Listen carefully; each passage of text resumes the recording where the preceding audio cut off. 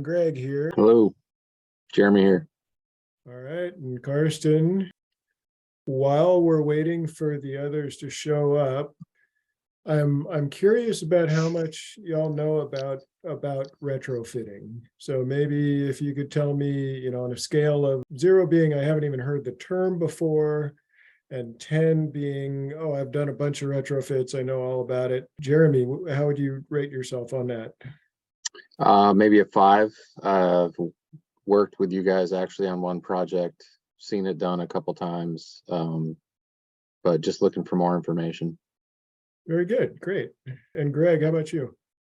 Hey, I'd say a 2.5. I've seen other friends retrofit projects, and I've been thinking a lot about it, and I've read a little bit about it. But yeah, this would be a good starter for me. Good. Or is this something that you're thinking about doing to your own home, or just kind of getting? Yeah, it'd be for my own home. I've seen friends who've had designs, and they've had people do it. They've also done most of the work themselves, and I'd probably err on that side if I had a design. Okay, great. Yeah, we'll be talking to kind of both of those approaches. How about Karsten? Are you? Sure. Yep. How would you rate yourself? Maybe somewhere around like a 3 out of 10. I've just done research on my own and then looked up the guide for the city of Seattle plans, but then haven't ever actually made a specific plan for my home. Okay, great. Good to know. And welcome, Kim. I'm polling everybody on how much you know about retrofitting. 0 being you haven't even heard the term, and 10 being you're very familiar with, you've actually done it. Yes, you came out and gave me a bid last week, so I'm just here to get even a little bit more information. So I learned a lot from you, actually. Good. And I thought I recognized that name. Yeah, welcome. Yes, yeah, thanks. I think that's great in that we should have time for me to actually answer your questions. So I appreciate y'all remuting yourself as you have done. As I'm going through the presentation, why don't you use the chat box to ask questions? I will try to keep an eye on that and do my best to answer your questions. It may be that I kind of defer your question to the very end if it's super specific to something that I think may not be interesting to everybody else. I want to get to it, but maybe not using everybody's time. So I'm going to start sharing my screen here. All right. Well, we're here to talk about disaster preparedness and earthquake preparedness. In Washington, in the Seattle area, our greatest earthquake risk, or our greatest natural hazard is earthquakes. It's not the only thing we get, but it's problem number 1. So we're going to focus mostly on that. And we're going to talk about how we can prepare in general, and then we're going to drill down on retrofitting specifically. So who am I and why should you listen to me? I'm Leif Jackson. I've owned Sound Seismic since 1999. Before that, I'm a Seattle native, graduate of Garfield High School and the University of Washington. I do not have a geology or seismology or engineering degree. I have a business degree, but I have been working with structural engineers for long enough that I would consider myself a 9 on that scale. Wouldn't rate myself a 10 just because I think there's always more things that I can learn, and I frequently see conditions that I just haven't seen before. In fact, I was out to look at a job today where we just opened up some basement walls, and I saw a condition that I'd never seen before in 23, 24 years. This is sort of our syllabus for the evening. We've got an hour and a half for the talk. I'm closer to 60 minutes and then leave room for questions. So first of all, we're just going to talk about why we prepare and the kind of disasters that we get here. And then, of course, we're going to talk about earthquakes and the 3 different varieties that we get here in Western Washington, and how they each sort of present different risks for us. And then we're going to get into the good news, bad news, how our homes perform well and where and how they're likely to fail, and then what we can do about that. And then my favorite part is of the whole presentation are the motivational slides. You'll see when we get there. And then there are a lot of sort of frequently asked questions that even if you don't bring them up, there are things that I'm frequently asked. So I've got sort of slides prepared for those. So that's our syllabus. So here we are. All right. So, you know, we actually do get more than just earthquakes here. We've had very damaging windstorms, snowstorms. We saw the ice just a few weeks ago before Christmas that made it pretty impossible to get around. You know, some of those snow and ice storms have lasted for a week and actually made it challenging for trucks to stock stores and all that. So obviously something like that can disrupt life as we know it. Of course, if we get a bigger earthquake, it could be that, but it could last for weeks or months. And, you know, it's really, everybody knows that Southern California and the Bay Area are high hazard areas, but the Seattle area is just below that, sort of one tick below it, according to the USGS hazard rating.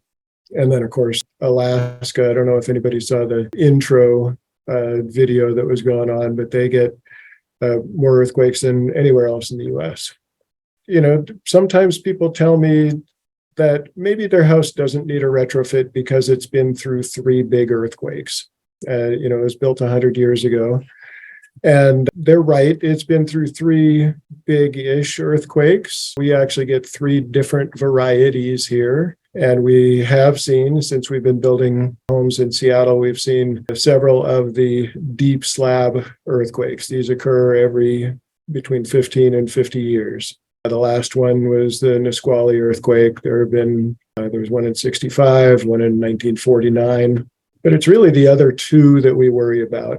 And the reason that all of these occur, it's all related to the way the tectonic plates are separating in the middle of the Pacific Ocean. And Juan de Fuca plate is riding under the North American plate. It builds up pressure. And it's sort of cracking the crust that creates crustal earthquakes. And we'll talk about how the Seattle fault zone and some other fault zones throughout Puget Sound create very shallow hazards, not necessarily huge earthquakes, but damaging because they are so shallow. And then, of course, when pressure builds up and releases all at once right along the Cascadia subduction zone, that can create massive earthquakes, fortunately a little off the coast. That tremendous amount of energy gets released sort of along a larger area. So those will be destructive. There'll be thousands of times more energy, but fortunately the earth will not shake thousands of times more violently here. And then as the plate sort of bends, we can have deep earthquakes that are not necessarily on a fault zone and kind of random areas and unpredictable areas like Nisqually 22 years ago. And this chart is pretty good at sort of telling how big of an earthquake each of these will produce, what's the frequency, and then when the last one occurred. And you'll see that we're kind of due for all of them. So I'm going to start talking about them in order from least to most worrisome. The least worrisome would be the Nisqually type event. So this is actually a photo of homes, I believe it's in West Seattle. And you'll see these homes, they're still standing, they're square, the windows are unbroken, but both of these homes in the photo have their chimney was damaged. That's pretty typical. I guess the fact that both of these homes are standing underscores my point about this isn't really the big one that we're planning for. You know, the magnitude, Nisqually was about 6.8 magnitude. I believe the 1965 and the 49 earthquake were actually pretty similar. 65 was a little bit smaller. There were 16 years in between a couple of them, and then another 52 years. So that's sort of the spread on the frequency that we can expect. The fact that it's been now 22 years since the last one, I would say we're in the zone where we're due. Could have another one of these any day. That's all I'm going to say about the deep slab event, because like I said, our homes have already survived those and will probably honestly continue to survive it. But the subduction zone, people are sort of surprised that I don't save this one for last, because it is by far the largest earthquake that we're talking about. So this is the megaquake, the Cascadia event. And yes, it will be a huge magnitude. The way I understand it is, if there's a rift along a certain section of the fault, that is going to deliver something like an 8 magnitude. And if the entire length of the Cascadia subduction zone sort of unzips, we'll get a magnitude 9. That energy, the duration will actually be several minutes. And that's because the way this thing will work is sort of a section of the fault unzips and it releases the pressure there and increases the stress on the next zone of the fault. And then it unzips and it sort of works its way up or down the coast. And that's why the energy is released over time. But that the long duration does actually help us in a way. I mean, yeah, buildings don't want to be shaken for 3 or 5 minutes at a time, but it's actually a lot easier to withstand that than it would be the same amount of energy released in a much shorter period of time. The duration, again, sort of depends on the type of earthquake that we're getting. 300 to 600 years is pretty close. That 300 years, the shorter duration, would be that magnitude 8 earthquake. The 600 year, the longer duration, would be that magnitude 9. The last subduction zone earthquake that we know of was on January 26, 1700. It's pretty cool. The way we know about it is from geological evidence. The scientists have identified trees along the Washington coast near Grays Harbor and Willapa Bay that they died. Standing trees died because the ground settled and they were inundated with salt water. They're able to compare the tree rings of those to living trees that were alive at the same time. And from that, they can get the year, and they actually know the date because there was an orphan tsunami that hit Japan, and Japan had very sophisticated written records at the time. And so the next morning on January 27th, they recorded the tsunami, that there was no earthquake there. And so they knew it had to come from across the ocean. Anyway, that's how we nail it down to the exact day, even though there was nobody here, writing down written records at that time. There are several examples of other subduction zone earthquakes. Of course, everybody remembers in 2011, the Fukushima earthquake, tsunami, and nuclear meltdown. That was a magnitude 9.1, an enormous earthquake. And like Fukushima, we will have a tsunami from a subduction zone earthquake, and it can wrap all the way around through the straits and into Puget Sound. It may even shake lakes and cause tsunamis there. So that's kind of the science behind it. Now, there's a little bit of hype about this type of earthquake too. Back in 2015, Catherine Schultz of the New Yorker won a Pulitzer Prize for writing an article called The Really Big One. And this thing went viral. And my company has never been busier. In fact, I sent Catherine Schultz a thank you note for that, for raising awareness and for helping us out. And a lot of us read that. And the one line that everybody remembers is a little overdone, but it says, everything west of I-5 will be toast. Of course, is silly and oversimplifying things and over dramatizing things. But people got very scared by that. And I actually had one potential client in the Phinney Ridge area who was seriously considering moving to the University District in order to be on the safe side of I-5 because she'd read that article. I did end up telling her that's not how it works.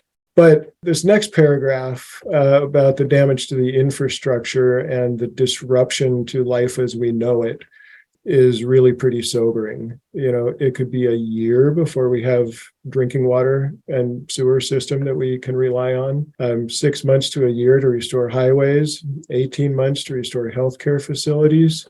We won't even have power for 1 to 3 months. That's pretty astounding. So there's a lot of planning that we could do to sort of help minimize that disruption and the effect it'll have on our lives anyway.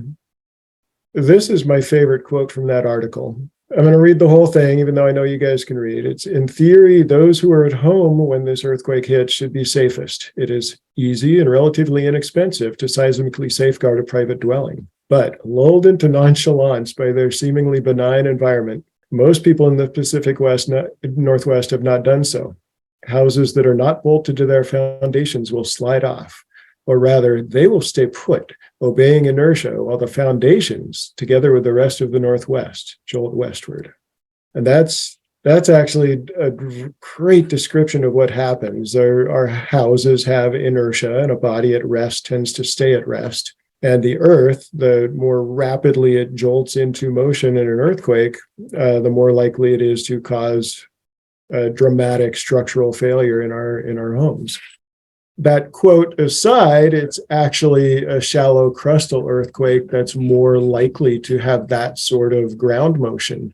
Engineers care about not the magnitude of the earthquake. That's only one factor in how much the earth is going to shake. What our engineers care about is lateral acceleration, not how much the earth is going to move, but how quickly it's going to jolt into motion and then reverse direction and try to sort of buck the house off of the foundation. So this diagram here on the right shows what an active area this is. A lot of us are aware of the Seattle fault zone running east-west underneath the Seattle area. It kind of goes from Issaquah and North Bend, underneath Mercer Island, Beacon Hill, West Seattle, the south end of Bainbridge Island, and out into the Shelton area. But that's not the only one. The South Whidbey fault zone runs fairly, far southeast, kind of through the Duval area. So a lot of Snohomish County and North King is covered by that.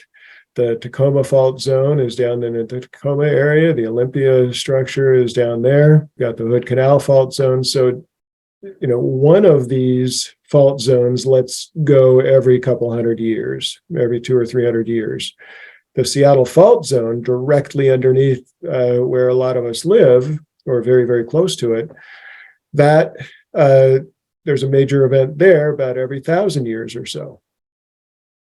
The last one, geological evidence says was about the year 900 to 930 is the range. So that's 1,100 years ago. So we are definitely due for this one. And this is the earthquake that I worry about. This is the earthquake that building code says the engineers need to plan for this kind of motion. I listed a few of the kind of similar events. The one that I want to underline a little bit is Christchurch, New Zealand. So this happened just a month or so before that big Japanese earthquake. And so because it was overshadowed by sort of bigger news, people outside of New Zealand tended to forget about it. But this was a very destructive earthquake. It killed 180 people.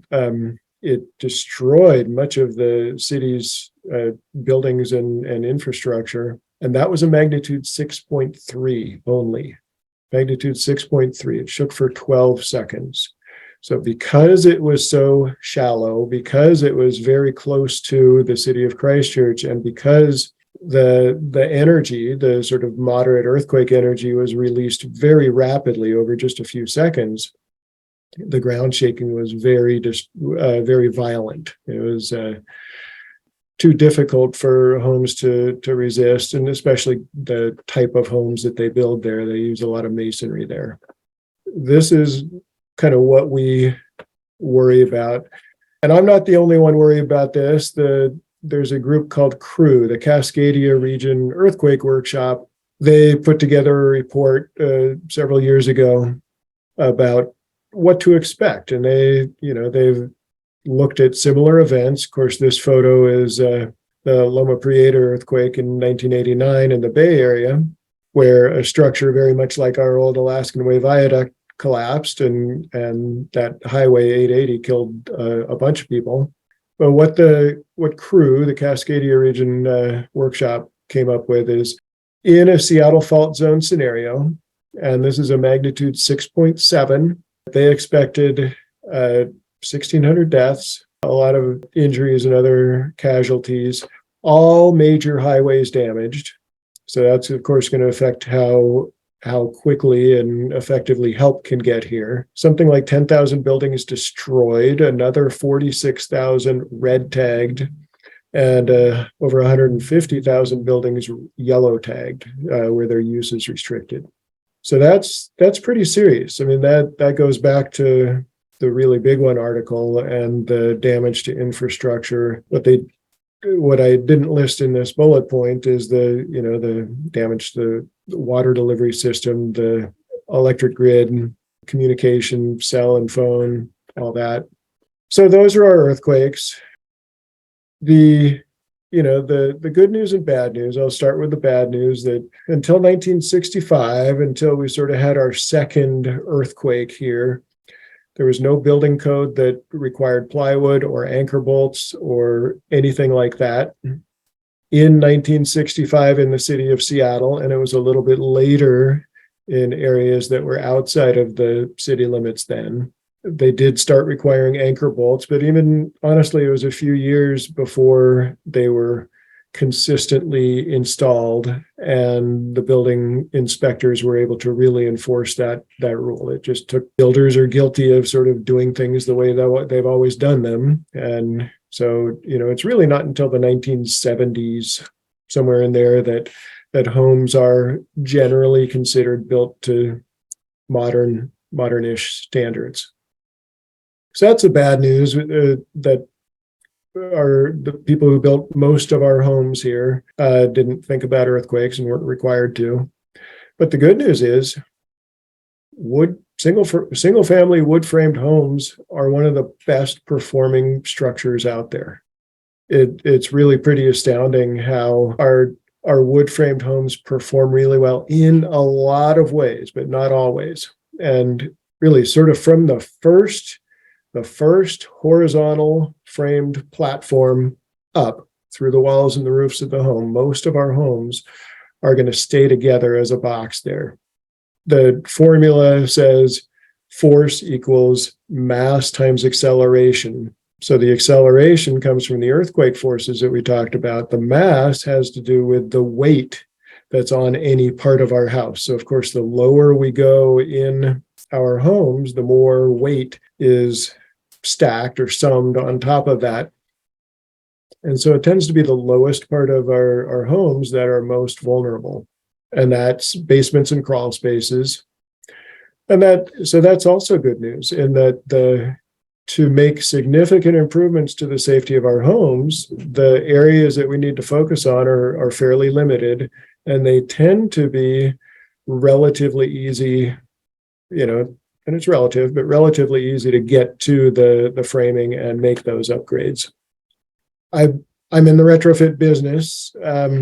So of course I'm a believer. You guys have signed up for a retrofit class, so presumably you think there's value in this. But I ask people why they are considering a retrofit, and I get a lot of different answers, and they're all good. Protecting your investment. For a lot of us, our homes are our largest single investment, and the idea of losing it, insured or not, is painful and frightening.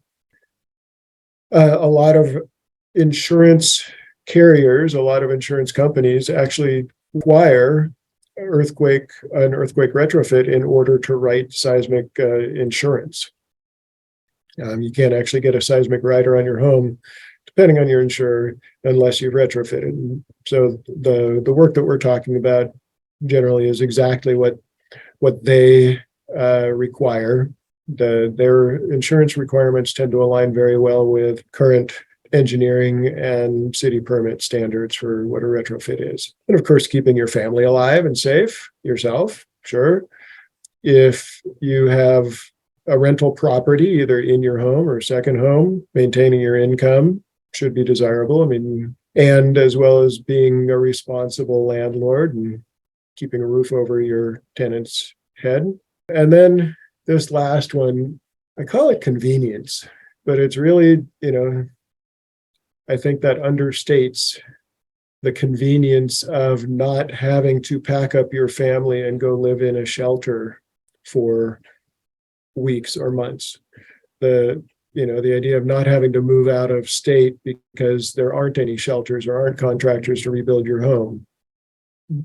That's the kind of convenience that I'm talking about. All right. The motivational slides, I borrowed these from a gentleman named Roger Ferris. Roger Ferris used to run the Finney Neighborhood Association Well Home program. He had a radio show on KUOW, and he used to teach classes on retrofitting to homeowners. He would do presentations just like this. And he's sort of the original Pied Piper of retrofitting. I think if it wasn't for Roger, I don't know that there'd be as much awareness or interest in retrofitting. And since then, I've taken over the classes at the Finney Neighborhood Association, and he's given me permission to use what he calls his motivational slides. So these are photos of homes not in the Seattle area, because of course we haven't had those destructive earthquakes. We've only had the more moderate variety.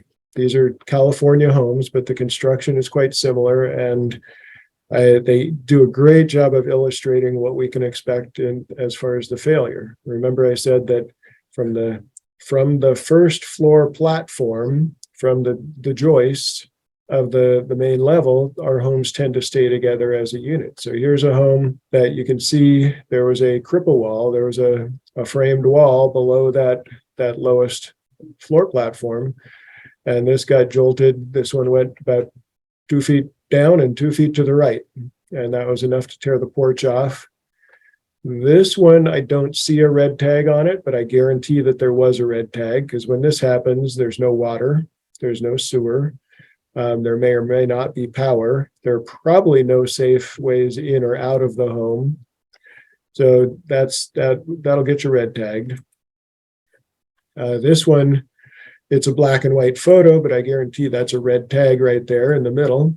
And this one, you can see, I'd say it was about a 3 foot tall cripple wall. And this one got jolted down and to the left. And again, the house is sitting there square as can be. The windows aren't broken. But same thing, this family is in a shelter somewhere. Here's another one. This one's in color. So it's becoming more obvious that this is red tag. There's one on the front, one on the side here. And this one, it looks like it was a little bit taller cripple wall, maybe 4 feet or so. And the whole house kind of shifted away from us, sort of back and to the right. And whatever was under this porch post didn't fail. So that ended up staying high as the house dropped and tore things apart. Same thing with this porch. So anyway, it's pretty dramatic failure. But again, the house is in there square as can be. The windows aren't broken. So if this cripple wall had been braced, that house might have stood a chance. Here's another one. Another red tag on next to the front door here. You can see the cripple wall failed. This house went about 2 feet down and to the left. And again, square as can be. Here's the red tag, and this house, another cripple wall failure down and to the right. So, this diagram here on the left shows the middle photo sort of shows that cripple wall failure, where the weight of the home being shaken side to side is just more than that unbraced, unreinforced cripple wall can resist, and it will just be stressed to the point of failure, where it sways back and forth until all of a sudden it just goes whoop and the whole house drops. But that's not the only thing that can fail. Below that, the connection between the framing, if we brace the cripple wall, then that force would get dragged down, and the lack of anchorage would be a problem. So most of our homes, again, built before 1965, the way the framers did it, believe it or not, is they just set the sill plate on top of the concrete foundation. So no anchorage. It is relying on friction and gravity to hold the framing in place, which works as long as gravity is the largest force that we're dealing with. And as soon as we get that lateral acceleration, and they measure that in g-force. So as soon as we get 1g of lateral acceleration, the force of gravity pulling the house down toward the foundation and creating friction is no longer the greatest force. Then things can slide. And at the top of the cripple wall, and again, not all homes have a cripple wall, but many of our Northeast Seattle homes do. At the top of the cripple wall, where the joists rest on the wall, or sometimes just on the sill plate on top of the foundation, there's also a weak connection. There's a place where joists would have just been toe-nailed to the framing below them. And those toenails, those angled nails, can pull right out of the framing and the wood can split. And that's another place where things can slide. So these three failure mechanisms, 2 sliding and 1 racking, we call it, can be corrected or improved greatly by installing kind of 3 things. And conveniently, they start with A, B, C. So anchors prevent the sliding of the framing off the foundation. The bracing can reinforce the cripple wall to prevent that from racking. And then C, we want to add hardware connectors to connect the joists to the framing that they rest on. And we will talk quite a bit more about these. So again, anchor, brace, connect. The other things that, the fourth requirement for most insurance companies would be water heater straps. And honestly, in an earthquake, if you have a storage tank water heater and it is not secured, that's probably the first thing that would fail. We've got a tall, narrow thing with about 100 pounds of steel and about 400 pounds of water in it. It can easily tip over, which of course would break either the gas or the power lines to it, as well as the water supply lines, and they'd flood your basement and obviously cause a lot of damage. So that, if you're not going to do anything else and you have a water heater that isn't strapped, strap it. That would be the absolute first thing that I would do to make your house less likely to be damaged. And then the last thing is a gas shutoff valve.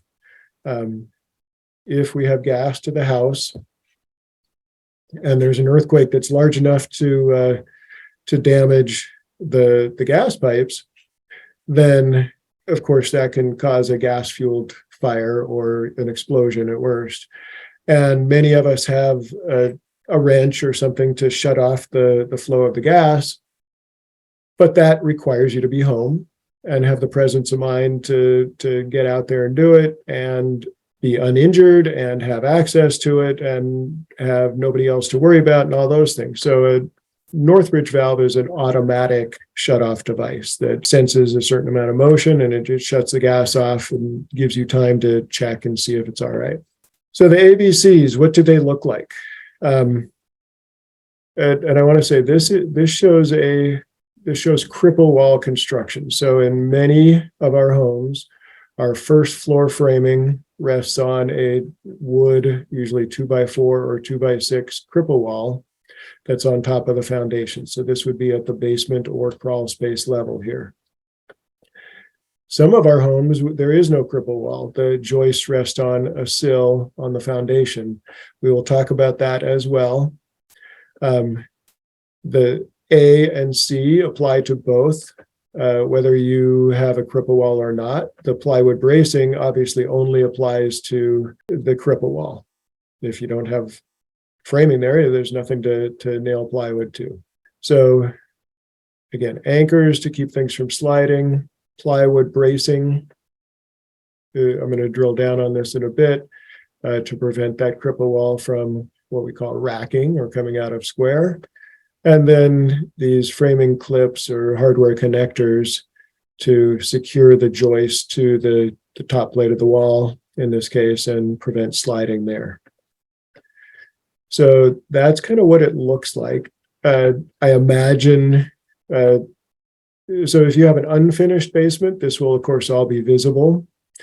If I were to come out and do an assessment of your home and you have a finished basement, I joke that I use my X-ray vision, just because I can kind of divine what the construction is behind the sheetrock or the paneling or what have you. And very often this is what it will look like.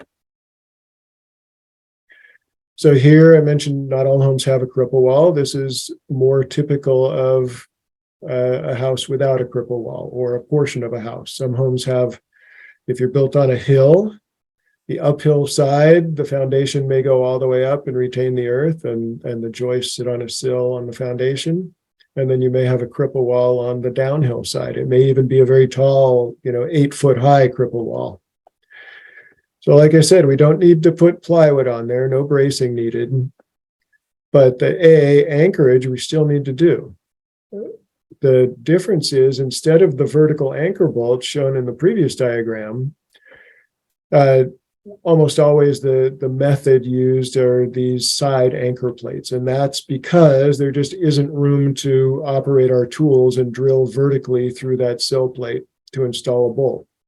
There is room to operate our tools horizontally out here. And so each of these, this is called a URFP, a universal retrofit plate, made by the Simpson Strong Tie Company. Each of these has 5 1/4-inch strong drive lag screws to connect the plate to the sill. And then each of them has 2 1/2-inch, what we use is Titan HD. They're a 1/2-inch concrete screw that goes 3 or 4 inches into the concrete.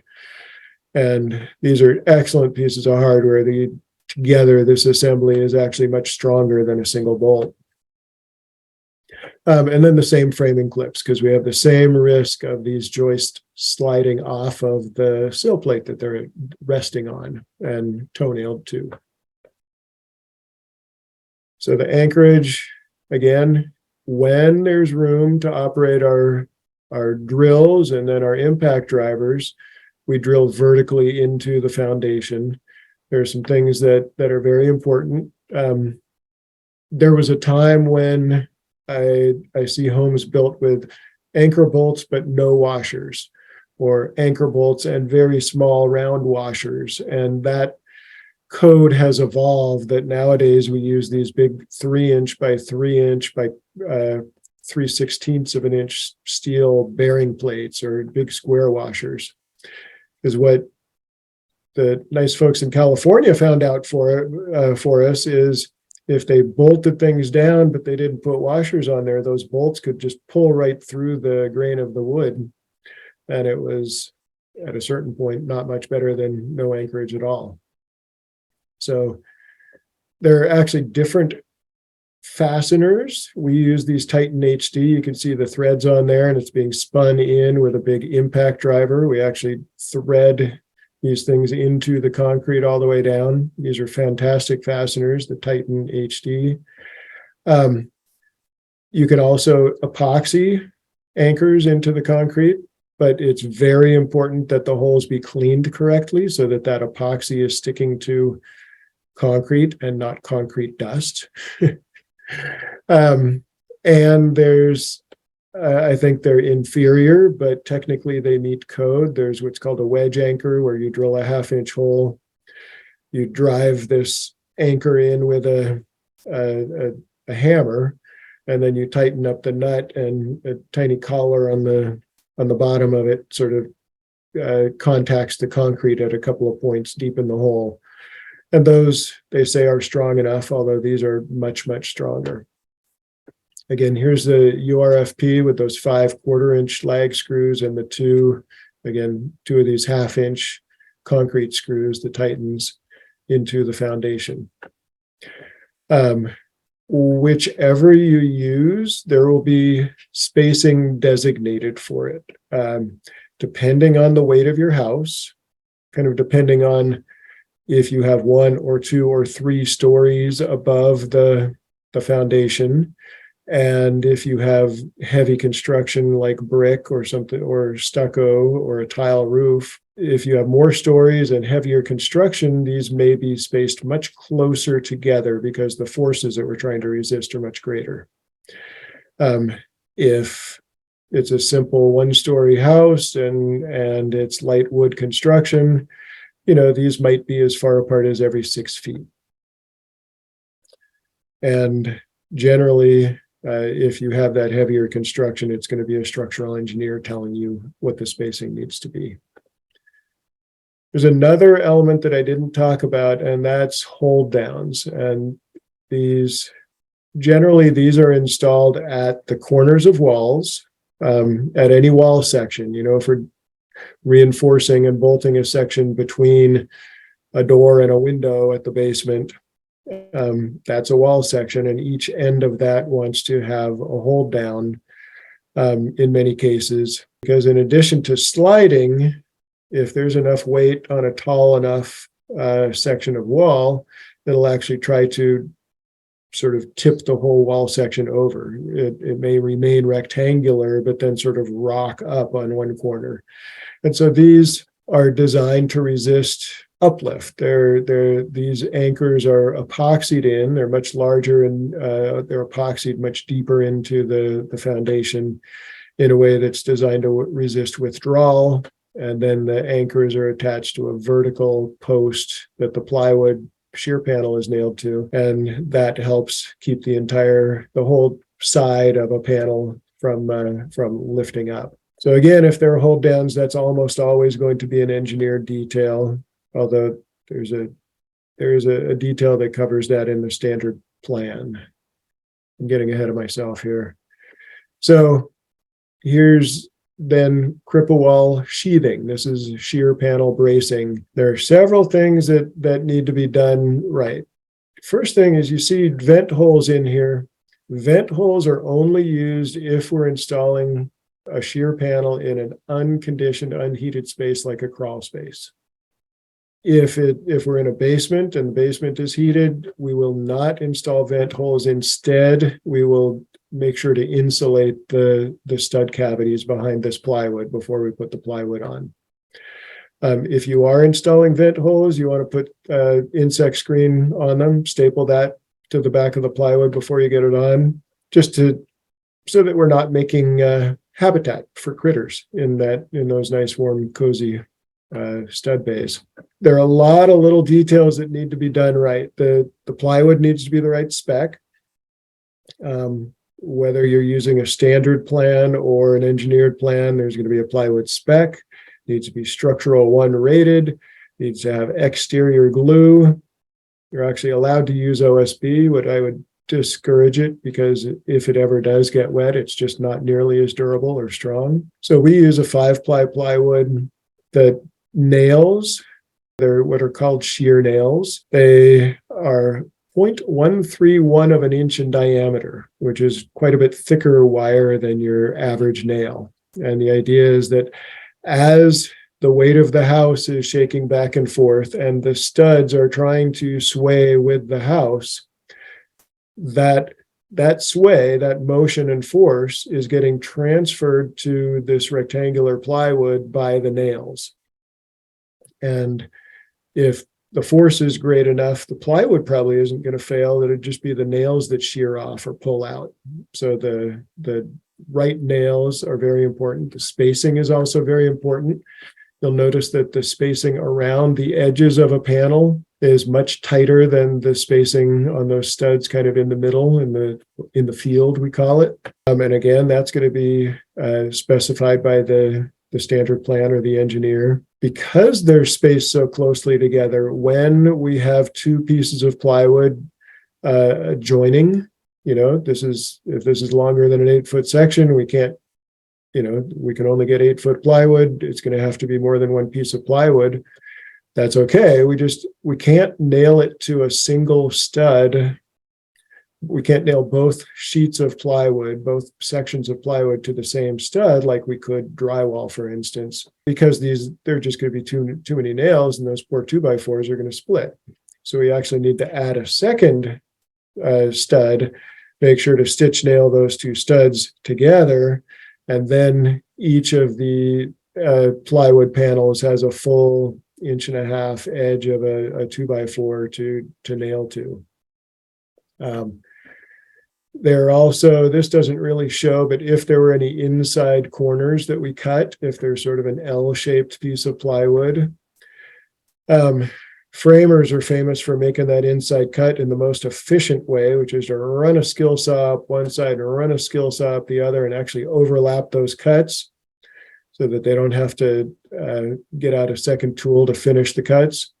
But that actually would create places where the plywood could start to tear. So anytime we have an inside corner, we have to radius that. We'll actually use a hole saw like we would for these vent holes, do the corner first, and then run a skill saw up to it from either direction so that we don't create any notches for the plywood to begin tearing. There's so many things to mess up on the installation of shear panels. Anybody who's thinking about a DIY project, I encourage it, but I encourage that you really read up and find some YouTube videos on how to do this part right. Because if you don't, it may or may not be caught by an inspector, but it will definitely affect how effective your retrofit is. All right, here's one more motivational slide. Actually, there's one more coming up, but this motivational slide shows a 2-story house in California sitting there square as can be. And look at that front porch. It's way up here. That's where the front door used to be. So this house ended up about 3 feet over and 3 feet down from where it started. And I love this one. It is sitting there. It almost looks perfect. It's sitting there square. The way the glass in the windows is still shiny and unbroken. So it just illustrates how the failure mechanism is that cripple wall and the connections below the first floor framing. And we're not oversimplifying it by saying you really don't need to do anything above that. And then again, this is the connectors between the joists, in this case, between the joists and the top plate of the cripple wall. They would be installed in pretty much exactly the same way if there weren't a cripple wall and this were a sill plate. Now, some homes, so almost all homes have a rim joist, a joist at each end. You know, one of our sort of our typical home is this 25-foot by 40-foot house, and there's a beam running down the middle the long way, and the joists run the 25-foot length, and so they'll be perpendicular to the long walls of the home. So on the short sides of the home, there's almost always a joist there because the joists are running parallel with that, and they just work out the spacing so that there is one. And so these clips install just like this almost always. On the long side of the home, where the joists are perpendicular, sometimes we don't find a rim joist. And you can tell pretty quickly by sticking a tape under the top plate of your cripple wall. Usually you'll get a measurement of about 3.5 inches, right? Because that's the depth of a 2x4. And then you put your tape on top of it. And if you measure, say, 2 inches or so, well, great. That dimension is less because there's an 1.5 inches of lumber up there. So you have a rim joist. If you get a 3.5 inch measurement up there, don't start nailing clips in there because those nails are going to go right out your siding. Don't ask me how I know. And then if that's the case, that can be remedied. What we would do is we would cut 2x8s or 2x10s or 2x12s, what have you, the depth of the joists. We would cut, whatever it is, 14.5 inch blocks, and we would roll them in there right where the rim joist wants to be. And we would install these same clips. But in that case, we would also need to install one of these at the top of the blocking, nailed into the rim joist and then screwed up into the subfloor, because obviously the builders 100 years ago didn't nail the subfloor to the new blocking that you're just installing. So that would be one more connection there. And then this is a house where there was no cripple wall to fail. The sill plate is actually sitting there anchored, or the sill plate isn't what slid off. It's the joist that slid off the sill plate. So the framing connectors, those framing clips, are exactly what would have prevented this. So the simplest part of the whole install could have been, would have made a huge difference in this particular home. Now the windows are boarded up, so I guarantee it's red tagged and families living somewhere else. There's the water heater. This isn't the prettiest install, but it's actually done well in that you can tell that it's fastened. There's a strap high and low. It's actually straps that are made for water heaters, not just plumbing tape. There are lag screws here that go into the studs of the wall, so into the framing. And here, there's blocking to sort of take up the space behind the water heater so that it doesn't have room to wobble. So that's how it wants to be done. I do see occasionally plumbing tape or some piece of sheet metal from ducting that's just has a few sheet metal screws into the top of the water heater, and people say my water heater's strapped, and like, no, it's not. Those sheet metal screws will pull right out of there if 500 pounds of weight is trying to buck loose. Here's the Northridge valve. This is a really simple mechanical device. There's a ball bearing that sort of lives in the top of it. There's a magnet that gives it a very calculated amount of resistance at about a 5.2 earthquake or bigger. That magnet the ball bearing will be jolted out of place, and it will drop down here and block the flow of gas. It'll be pushed by the gas pressure against an O-ring. If that happens and you get home and you see there's actually no damage to the pipes, then you just slowly spin this dial 1 revolution. There's even an arrow pointing in the right direction. It pulls that ball bearing right up to the top, and it's reset. Gas is flowing. Just need to go check any pilot lights. Water heaters, fireplaces are usually the only pilot lights in the house, and then you're back in business. All right, so we've seen the motivational slides. I can show you sort of anecdotal evidence that I'm telling you this is how houses fail, and retrofitting would have made a difference. But how do you know? Has there been a controlled study? Well, what I'm going to show you is kind of the closest thing I have. So this is from Japan. And Japan, like the US, they've been building for a long time, and building code has evolved. And one of the things that's changed is that they've started requiring anchors and plywood bracing because they have earthquake risk as well. And so to prove the effectiveness of it, they actually built 2 full-scale 2-story homes.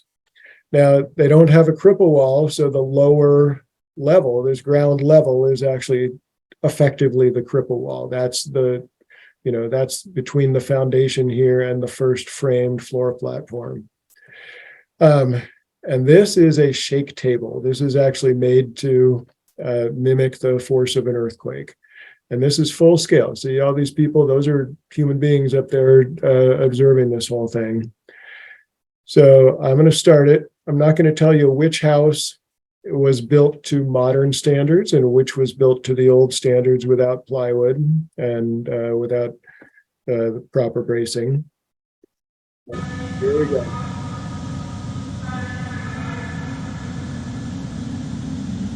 Kind of winding up the shake table here. 26, it begins. And at 33, we have total failure of that house on the right. For 7 seconds, we're shaking.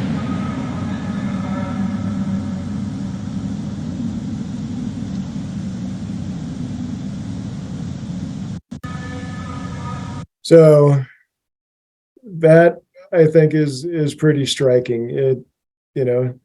The only difference is plywood and hardware connectors in the framing. That's the difference between those 2 homes.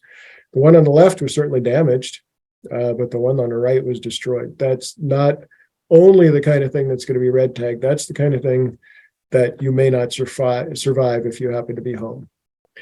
So sort of some of our FAQs and the things that come up. There are, in the city of Seattle, a building permit is always required for a retrofit. There are two ways to get a building permit.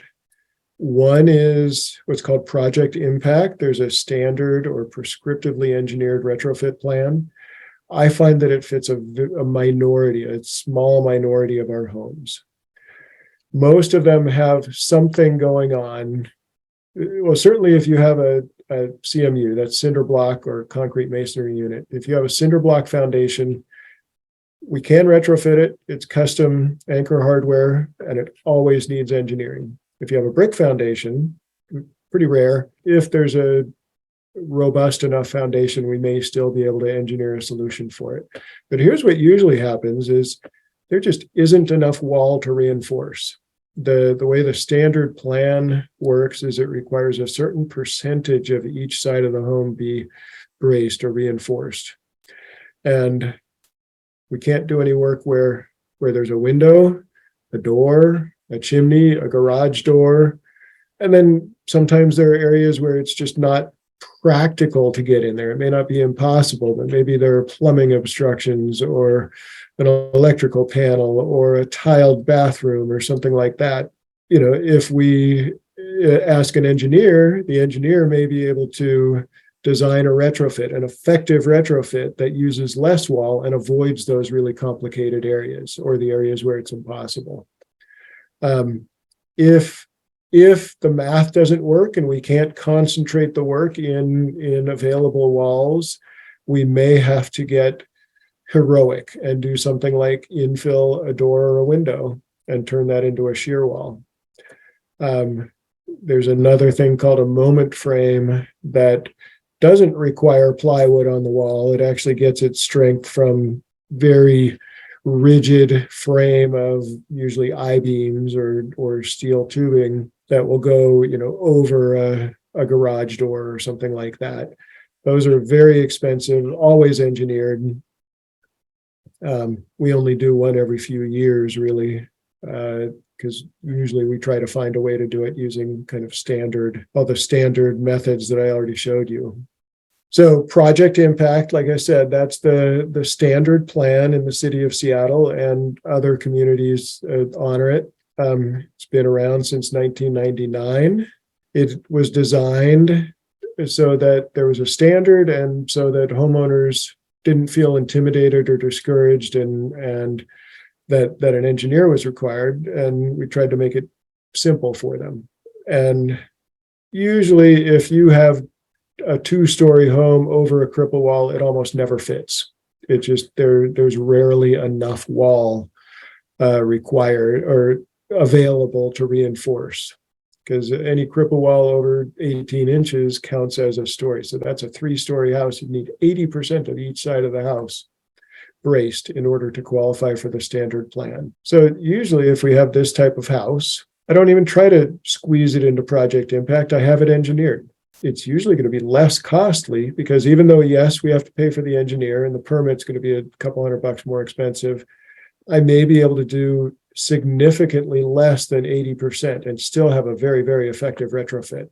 In 2020, I was part of a committee to revise the plan and try to make it fit more homes. And there is a plan out there. And we also tried to make it align better with a FEMA national standard. We completed our work in 2021, and we're still waiting for the city of Seattle and other communities to phase it in. So right now we're still using that 24-year-old plan, the original project impact, but that could change at any time. So again, building permit is required. If you're doing it yourself and you manage to fit the project impact plan, it's about a $200 fee. That's one of the benefits of it. The idea was when they started the project impact plan, the program, that the fees would be reduced and they would expedite the permit. The first is still true. The second is not.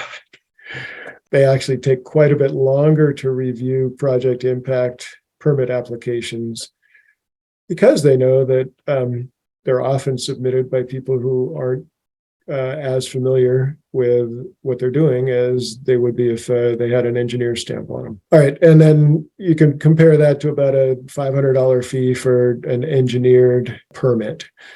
So of course, then you have to pay the engineer's fees, which we'll talk about. If you're doing the work yourself and you have a cripple wall, just remember that you can't just do all the work and then call the inspector out there. There's almost always 2 inspections. Every bit of this needs to be inspected, including the bolts and the hold downs, which the inspector won't be able to see once the plywood's on, and they need to see the plywood and the framing clips, and they can't see that when they're inspecting the bolts. So two inspections, a bolt inspection and final. If you have a crawl space, don't be surprised if the inspector kind of looks at it and says, yep, you do everything? Okay, you're good. Or maybe they have you show them some pictures. Unfortunately, that's something that happens to us a lot, is inspectors won't go in there because they see our yellow truck and they're like, okay, Sound Seismic, these guys know what they're doing. We've seen hundreds of their jobs. They're all good. So anyway, we don't always get as complete an inspection as our homeowners would like. So engineering, again, I'd say less than 20%, probably honestly more like 10% of homes qualify for project impact, which means that 80% of them require a structural engineer's plan. Again, the cinder block foundations, that's the one condition that we frequently come up against that we do have a solution for. Actually, Sound Seismic, we've got something that's, I think, a little simpler than a lot of our competitors. So it's a little more costly because we're using some custom hardware, custom meaning it's not mass produced, but not necessarily custom for every job. But it's still a lot less costly than, say, filling all the hollow cinder blocks with grout to turn it into a solid concrete foundation. Here's something, if you have a friend who's an engineer, maybe they'll cut you a break, and that might be a good deal if they actually know about residential retrofitting. If there's some different kind of engineer, they may, sort of want to get more creative and come up with their own way of doing things, which may save money on the engineering, but not necessarily on the installation. So use someone who's familiar with standard methods. There's nothing wrong with using standard methods on this. When I work with my engineer, I take the measurements, I take the notes about how things are constructed, maybe some photos if there's something unusual, so that my engineer rarely needs to come on site unless it's a really complicated project. You can expect retrofit fees of $400 to $1,000. I actually saw one quote for $1,200 for a standard project. So that's sort of the, gets you in the neighborhood anyway. If you're going to hire a contractor, unfortunately, there are no certifications or licenses specific to retrofitting that are required. So any general contractor can do the work. I would say there's a big benefit in having someone that does a lot of retrofits and has seen all the conditions and is not going to throw up their hands if they see something a little unusual. Again, that's not required. I would say always check Washington L&I. You can check how long someone's been in business. I don't know. I bring this up, the type of license and the actual company name, because there was one company that had a DBA with something that sounded like a retrofit specialist, but they were actually a painting company. They were a general contractor registered as a painting specialist. You can find that out, and then always check reviews. We've been around a while, and so I think we have as many reviews as anybody. And I think, like on Google, every one of them is a 5-star review. Better Business Bureau is another place to check. We are not members. So, if you looked up Sound Seismic, you're not going to find that we're a member and we don't have any special listing, but you'll also find that there are 0 complaints. Those show whether or not you're a member. And we've been in business since 1999. Some contractors charge a fee for an estimate. We do not in most cases. And then if you're doing the work yourself, so, educate yourself. Watch some YouTube videos. You're doing the right thing by attending this webinar. The city of Seattle occasionally has roughly 2-hour classes where they go over some of the same stuff and some different stuff than what we're covering tonight. This next one. Read every part of the plans. There's usually something called general structural notes, which is a lot of tiny writing, small print, but it is critical. Everything is like the nail spec, the lumber grades that you're allowed to use, the type of plywood, and on and on and on. And then every detail in the plans has a lot of information. So read it, reread it, make sure you really understand it so that if you do the work, you're going to do effective work. You're actually going to make your family meaningfully safer. Still have the same engineering and permit requirements, still need 2 inspections on most jobs. Don't skimp on tools, get contractor grade tools. It will make a world of difference. There's a huge difference between an industrial contractor grade roto hammer to drill into concrete than say a standard corded drill with a hammer mode. It's going to save you hours of time. If you do the work and you're trying to get insurance, you may need a contractor or an engineer to certify the work and say that the right things are done. Your insurance company will not want to come out and inspect it. They probably won't want to look at photos. They want a letter or a certificate from someone like me, and expect to take a month or 2 of weekends to do your job. My guys, we come loaded with everything on the truck, and this is all we do. So it's like anything, the second time you do it, it takes half the time, and our guys have done hundreds. So we're going to make it look easy and lessen the disruption for you.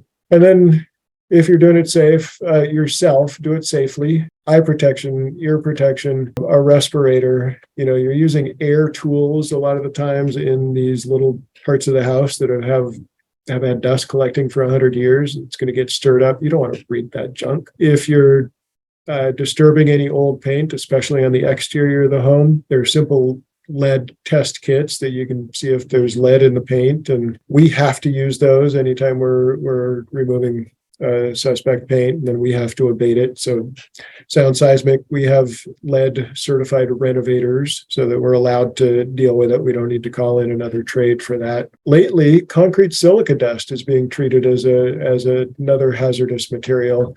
Concrete silica dust is basically concrete dust. That's what we create when we drill into concrete. And we're required to prevent airborne dust. So we have this big, expensive HEPA system with a filter cleaning mechanism that goes whoop, whoop, whoop, and knocks the dust off the filter every few seconds. And we have hoses that connect to every one of our tools.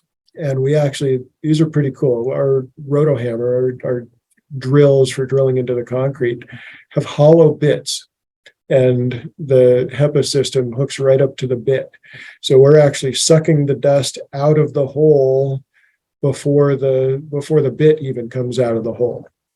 And when we use that, that's actually sufficient at cleaning. If we didn't do that, if we didn't use those bits and we were trying to epoxy something in like those hold downs, we would have to ream the holes with a wire brush and then blow it out with compressed air, which stirs up dust, and then repeat that until no dust comes out. And just simply drilling with the hollow bits fulfills that requirement. Anyway, all of this, it's not just safer, but it's cleaner. If we keep dust from becoming airborne for safety, it's also not going to spread throughout your house and get on everything. So frequently asked questions. What does it cost? How long does it take?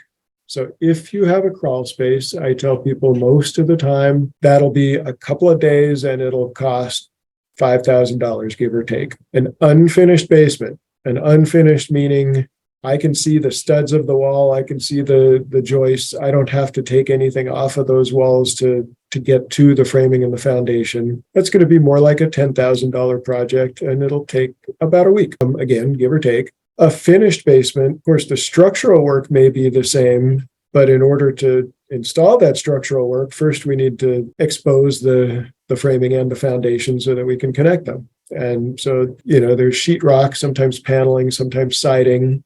The work can be done from the inside or the outside, or a hybrid approach. But I tell people a more typical finished basement is $20,000, sometimes a little less, sometimes a lot more, and it'll take a couple of weeks. Again, sometimes a little bit more. The other part of the timing equation is when can a company get to it? For us, our typical backlog is about 2 months. Right now, it's about 6 weeks, so it's a little bit shorter. While the engineering and the permit take time, those are usually done while we're waiting for your schedule slot to roll around. So it's not 2 months we'll get to your job 2 months once the engineering is done. We'll get to your job 2 months from when you give us the go ahead and sign an agreement, and we'll take care of the engineering in the meantime. That said, if you're under some sort of time crunch, sometimes it's, I'm remodeling my basement and my contractor just said, maybe you ought to retrofit before I close things up, and he's got his sheetrockers coming in next week. Can you help me? Maybe, maybe not, but it never hurts to ask. So let us know your parameters if you are under a time crunch. So us, you'll find all this in our reviews. We always permit our work. We're almost always engineered. We pride ourselves on our communication. We do what we say we're going to. We're very respectful of your home and clean up as well as we can. So that's kind of how we operate. That's in our DNA. And yeah, I managed to talk for a little bit longer than I thought I was going to, but I just want to finish by saying retrofitting works if it's done right. So it's worth doing if you do it right. Always get a permit. You'll almost always require engineering. Be safe. If you're going to do it yourself, really educate yourself. Same goes if you're hiring a contractor. Just do your due diligence there. And then actually this says visit our booth. We are going to be at the Remodeling Expo this coming weekend, Friday, Saturday, Sunday. But our website has kind of descriptions of some of the things that I talked about. And then we have a few minutes for questions. Does anybody have any questions? I had just a couple. Yeah. I don't know. I don't think you said this. How big is your company? How many people do you have on your staff, or how many people kind of would come out at one time to do work, or how many people do you employ? Yeah, I need to count.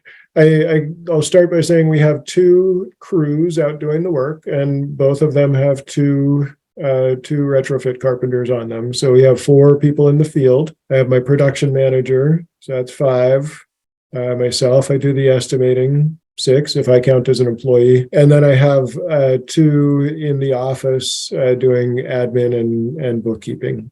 Okay. So yeah, a typical crew, we find that a two-person crew is sort of our optimal efficiency. Anything more and one of them ends up standing around too much, and anything less, then the guy's really wishing he had a helper. Right. Another quick question I had was noise. Like if someone's working on one side of the house, is it almost as noisy? I'm actually mostly thinking about my pets. Is it as noisy sort of on the other side of the house, or can there be a place where pets kind of find a reprieve? Oh, great question. We are noisy. Everything I described as far as the actual physical work that we do is there's a power tool involved, and every one of them makes a different sort of racket, and they're all obnoxious. And so just when one ends, we pick up a different tool and it begins. So it is pretty pervasive. We've had some people that have been fine with, they have their sensitive cats up on the 2nd floor. That might be safe. One end of the house, I don't know. The floor system is going to, kind of transmit that noise. You go up a level, you might have a shot. We have some people that even had babies napping and they napped through our work. But if you have sensitive pets, it might be best to try to make other arrangements for them during the course of the work. Okay. And just one last question. I don't want to hog it in case someone else has a question. We talked about this when you're out, but the doing work outside, on the outside of the house versus on the inside of the house, it's the whole same principle, correct? Yeah. So the exact same deficiencies want to be corrected, and we use generally the same methods.